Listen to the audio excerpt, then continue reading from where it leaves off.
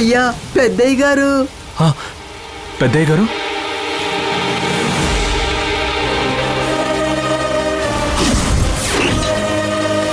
నాన్నా నాన్నా నాన్నా నాన్నా నాన్నా ఏమైంది నాన్నా?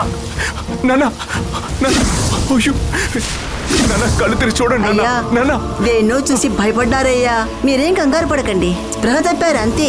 కాసేపట్లో స్పృహలోకి వస్తారు. వెళ్ళి కొంచెం మంచినీళ్ళు తీసుకురా. నాన్నా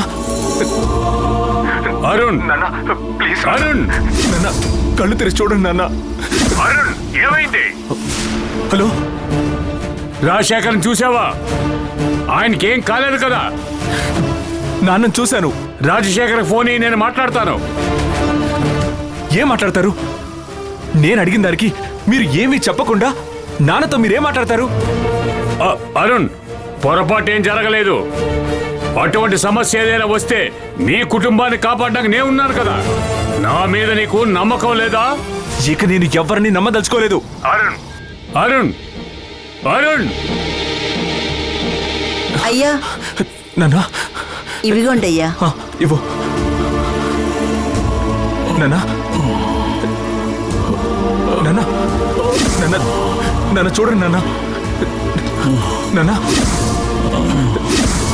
నాన్నా నాన్నా నాన్నా ఏమైంది నాన్నా?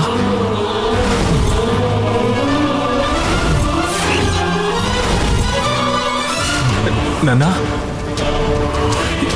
ఏమైందో చెప్పండి. ఎందుకు మీరు ఈ టైంలో ఇక్కడికి వచ్చారు?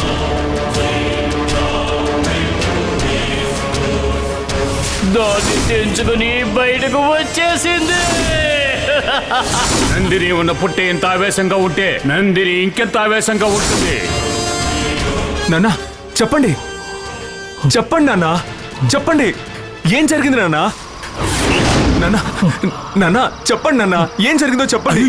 నాన్నా ఎందుకు మౌనంగా ఉన్నారు? బాబు, అయ్యగారికి ఏమైంది? నాన్నా చెప్పండి అరుణ్ బాబు, ఎందుకు అలాగున్నారు?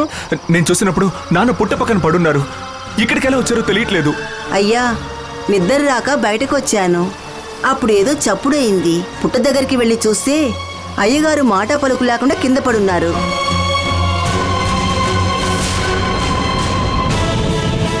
లేపి చూశాను కానీ లేవలేదు.